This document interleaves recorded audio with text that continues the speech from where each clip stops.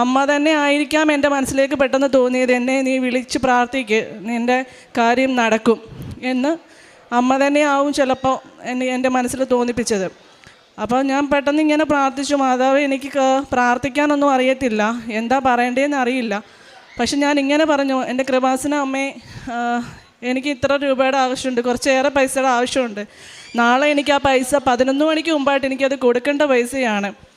എൻ്റെ അമ്മ എനിക്ക് എങ്ങനെയെങ്കിലും തന്ന് സഹായിക്കണം. കാര്യം എനിക്ക് വേറെ ആരുമില്ല, ആശ്രയമില്ല, ഇനി ആരോടും ചോദിക്കാനില്ല.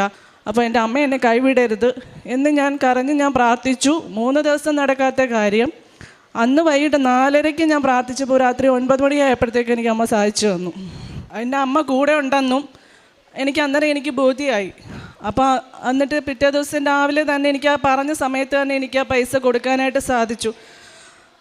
അതുപോലെ തന്നെ വേറൊരു ദിവസം അന്നും ഇതുപോലെ കുറച്ച്